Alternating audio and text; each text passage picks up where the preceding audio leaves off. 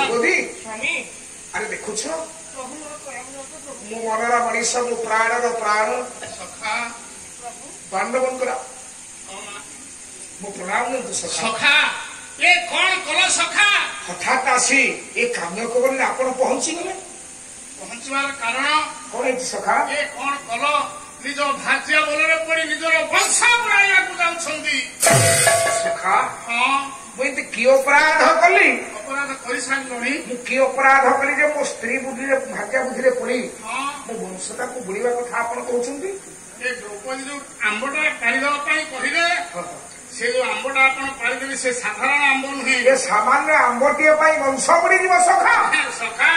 से साधारण आंब नुहे से अगस्त्य मुनि अभिमंत्रित सत्य आंब ये बुझेदेले भगवान कृष्ण के सब नारायण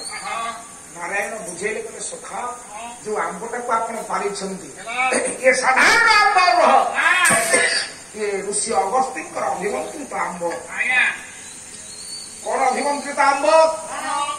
ନା ଆମ୍ବ ଗଛରେ ଯେତେବେଳେ ବଉଳ ହୁଏ ଆଜ୍ଞା ବିଶେଷ ଭାବରେ ମାଘ ମାସ ପୌଷ ମାସରେ ବଉଳ ହେଲା ଆଜ୍ଞା ତାପରେ ଆମ୍ବରେ ଚଣା ହବ ଆମ୍ବ ପାଚିଲା ବେଳକୁ 4 ମାସ ସମୟ ଲାଗିଯାଏ ଆଜ୍ଞା କିନ୍ତୁ ଏ ଆମ୍ବ ସେ ଆମ୍ବ ନୁହଁ ନାଇଁ ନାଇଁ ନାଇଁ ନାଇଁ ଏ ଆମ୍ବ ହଁ ଅଗସ୍ତ୍ୟ ମୁନିଙ୍କର ମନ୍ତ୍ର ମାଧ୍ୟମରେ ତିଆରି ହବ ଆଜ୍ଞା ଆଜ୍ଞା ସେଇଦିନ ବଉଳ ହବ ଆଜ୍ଞା ସେଇଦିନ ଆମ୍ବରେ ଚଣା ହବ ସେଇଦିନ ଆମ୍ବରେ ଟାକୁଆ ହବ ଆଉ ସେହିଦିନ ଆମ୍ବ ପାଚିବ ହେ ଗୋଟିଏ ଦିନରେ କାର୍ଯ୍ୟ ସମ୍ଭବ ହବ ଆଉ ଆମ୍ବ ପାଚିଲା ପରେ ଅଗସ୍ତ୍ୟ ମୁନି ସ୍ନାନ କରିବା ପାଇଁ ତମସା ନଦୀକି ଯିବେ ତମସା ନଦୀରେ ସ୍ନାନ ସାରିକି ଆସିଲା ପରେ ଏ ଗୋଟାକ ଆମ୍ବ ଭଗବାନଙ୍କ ଚରଣାରବିନ୍ଦରେ ନୈବେଦ୍ୟ କରି ଏ ଗୋଟାକ ଆମ୍ବ ସେ ଖାଇକି ବଞ୍ଚନ୍ତି ଯେତେବେଳେ ଦେଖିବେ ଯେ ସେ ଗଛରେ ଆମ୍ବ ନାହିଁ ତତ୍କ୍ଷଣାତ ଅଗସ୍ତ୍ୟ କ୍ରୋଧର ପ୍ରତିକୋଷୀ ଅଭିଶାପ ଦେବେ ସମୁଦ୍ର ପାଇଁ ନିଷ୍ପାଣ୍ଡବା ହୋଇଯିବ ଧରଣୀ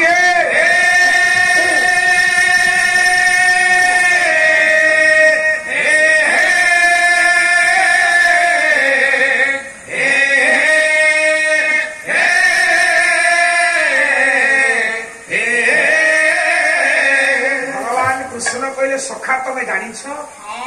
ଏ ଅଗସ୍ତ୍ୟଙ୍କ ବିଷୟରେ ପଦୁଟିଏ କହୁଛି ଟିକେ ଶୁଣ କୁହନ୍ତୁ ସେଦିନ ମେରୁ ପର୍ବ ମହାବିଷ୍ଣୁ ପୁରାଣ କହିଲେ ମହାବିଷ୍ଣୁ ପୁରାଣ କହିଲେ ଆଜ୍ଞା ମେରୁ ପର୍ବତ ଏବଂ ସୂର୍ଯ୍ୟଙ୍କ ଭିତରେ ବାପା ବଚସା ଲାଗିଲା ଯେତେବେଳେ ସୂର୍ଯ୍ୟ ଆଉ ମେରୁ ପର୍ବତଙ୍କ ଭିତରେ ଉଭୟଙ୍କ ଭିତରେ ବଚସା ହେଲା ଆଜ୍ଞା ଆଜ୍ଞା ମେରୁ ପର୍ବତ କଲା ମୋ ବାଟ ଦେଇକି ସୂର୍ଯ୍ୟ ପଶ୍ଚିମ ଦିଗକୁ ଯାଉଛି ମୁଁ ବାଟ ଛାଡିଦେଲେ ତେଣୁ ଏ କଥା ଚିନ୍ତା କରି ମେରୁ ପର୍ବତ ଆଜ୍ଞା ବଢିଲା ଯେତେବେଳେ ମେରୁ ପର୍ବତ ବଢି ସୂର୍ଯ୍ୟଙ୍କର ପଥରୋଧ କଲା ସମସ୍ତ ଦେବମଣ୍ଡଳୀ ବିଚାର କଲେ ସୂର୍ଯ୍ୟ ଯଦି ଯୋଉ ଜାଗାରେ ଅଛନ୍ତି ସ୍ଥିରୀକୃତ ହେଇକି ରହିଯିବେ ତାହେଲେ ହୁଏତ ସୃଷ୍ଟି ଧ୍ୱଂସ ପାଇଯିବ ତେଣୁ ବିଚାର କଲେ କହିଲେ ହେ ମେରୁ ପର୍ବତ ଆପଣ ସୂର୍ଯ୍ୟ ନାରାୟଣଙ୍କୁ ପଶ୍ଚିମ ଦିଗକୁ ଛାଡି ଦିଅନ୍ତୁ ଯେତେ ଦେବାଦେବୀ ମଧ୍ୟସ୍ଥତା କଲେ ସୁଧା ଆଜ୍ଞା କାହାରି କଥା ମେରୁ ପର୍ବତ ଶୁଣିଲା ନାହିଁ ଏଇଠି ଆଜ୍ଞା ସମସ୍ତେ ଚିନ୍ତା କଲେ କହିଲେ କେବଳ ଏ କଥାର ମଧ୍ୟସ୍ଥତା କରିବା ପାଇଁ ଋଷି ଅଗସ୍ତ୍ୟ ହଉଛନ୍ତି ଯଥେଷ୍ଟ ଋଷି ଅଗସ୍ତ୍ୟ ହଉଛନ୍ତି ଆଜ୍ଞା ଯଥେଷ୍ଟ ତେଣୁ ବାବୁରେ ଅଗସ୍ତ୍ୟ ଋଷିଙ୍କୁ ଡାକିଲେ ଅଗସ୍ତ୍ୟ ଯାଇକି ପହଞ୍ଚିଗଲେ ମେରୁ ପର୍ବତ ପାଖରେ ଦେଖ ତୁମେ ଯଦି ପଥ ସୂର୍ଯ୍ୟକୁ ନ ଛାଡ଼ିବ ଏଠି ସୃଷ୍ଟି ଧ୍ୱଂସାଭିମୁଖୀ ହବ ସୃଷ୍ଟି ଧ୍ୱଂସ ପାଇଯିବ ତେଣୁକରି ତୁମେ ପଥ ଛାଡି ଦିଅ ଯେତେ ପ୍ରକାର ବୁଝେଇଲା ଆଜ୍ଞା ମେରୁ ପର୍ବତ ବୁଝିଲା ନାହିଁ ଶେଷରେ ରାଗିଗଲା ଅଗସ୍ତ୍ୟ ମୁନି ମାରିଲେ ଗୋଟିଏ ଗୋଇଠା ରସା ତଳକୁ ଆଜ୍ଞା ଗୋଟେ ଗୋଇଠାରେ ବିଶ୍ୱର ଉଚ୍ଚତମ ଶୃଙ୍ଗ ମେରୁ ପର୍ବତ ଗୋଟେ ଗୋଇଠାରେ ରସା ତଳକୁ ଆଜ୍ଞା ପଳେଇଲା କାନ୍ଦି କାନ୍ଦି ମେରୁ ପର୍ବତ ଶେଷରେ ପାଦ ତଳେ ପଡିଲା ପାଦ ତଳେ ପଡିବା ପରେ କହିଲେ 7 ଭାଗେ ରହିବୁ ଭିତରେ ଗୋଟିଏ ଭାଗ ଦୃଶ୍ୟମାନ ହବୁ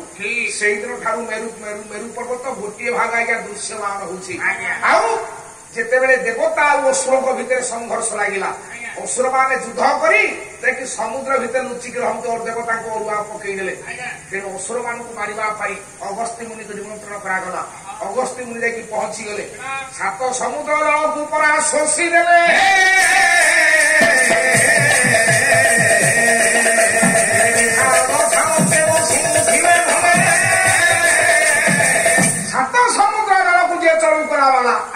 ଗୋଟେ ବୈଠାରେ ଯିଏ ମେରୁ ପର୍ବତକୁ ସାତଳ ପଠେଇଲା ବାଲା ସେ ହଉଛନ୍ତି ଋଷି ଅଗସ୍ତ୍ୟ ତାଙ୍କର ତ ଆହୁରି ପ୍ରଶଂସା କଲେ କେତେ ବାବୁରେ ହବ ତା ଠିକ ଠିକଣା ନାହିଁ ବାବୁରେ ଏ ଜ୍ଞାନୀଙ୍କର ପୁଙ୍ଗବ ତେଣୁ ଆପଣମାନେ ଚିନ୍ତା କରନ୍ତୁ ଯୋଉଦିନ ଶିବ ପାର୍ବତୀଙ୍କର ବିବାହ ହେଲା ଶିବ ପାର୍ବତୀଙ୍କର ବିବାହ ହେଲା ଉତ୍ତରାଖଣ୍ଡରେ ତେଣୁ ପୃଥିବୀ ତାର ଭାରସାମ୍ୟ ହରେଇଲା ବିଶ୍ୱର 33 କୋଟି ଦେବାଦେବୀ ବିଶ୍ୱର ସମସ୍ତ ଜନସାଧାରଣ ଯାଇକି ପହଞ୍ଚିଗଲା ଆଜ୍ଞା ଉତ୍ତରାଖଣ୍ଡରେ ଉତ୍ତରାଖଣ୍ଡଟା ଭାରି ହେଇଗଲା ଦକ୍ଷିଣାଞ୍ଚଳଟା ଦକ୍ଷିଣ ମେରୁ ଆଜ୍ଞା ଟେକି ହେଇଗଲା ତେଣୁ ବିଚାର କଲେ अरे दक्षिण बरु तो टेके हेगला दक्षिण पटे केही नाहंती उत्तर पटे तो 33 गुडी देवादेवी अछंती हिमालय रे शिवंकर उत्तराखंड रे बाहागर हबो ताले केमिति हबो पृथ्वी तार भारसाम्य हरेला भारसाम्य हरेला परे देवता माने चिंता कले जणे मात्र योग्य व्यक्ति दक्षिण में रहिला आज्ञा से यथेष्ट हबो गोटे पटे 33 गुडी देवादेवी विश्वर समस्त जनसाधारण गोटे पटे बसिला आपणकर अगस्त्य मुनि ଦକ୍ଷିଣ ମେରୁର ଅଗସ୍ତି ମୁନି ବସିଲା ଆଜ୍ଞା ବିଶ୍ୱଯାକର ଭାରସାମ୍ୟ ଯେତିକି ଏକା ଅଗସ୍ତିଙ୍କର ଭାରସାମ୍ୟ ହଉଛି ଆଜ୍ଞା ସେତିକି ଆପଣ ଚିନ୍ତା କରନ୍ତୁ ପୃଥିବୀ ତାର ସନ୍ତୁଳନ ରକ୍ଷା କଲା ଯୋଉଠି ବିଶ୍ୱରେ 33 କୋଟି ଦେବତାଙ୍କର ଭାରସାମ୍ୟ ସାଙ୍ଗରେ ଅଗସ୍ତିଙ୍କର ଭାରସାମ୍ୟ ସମାନ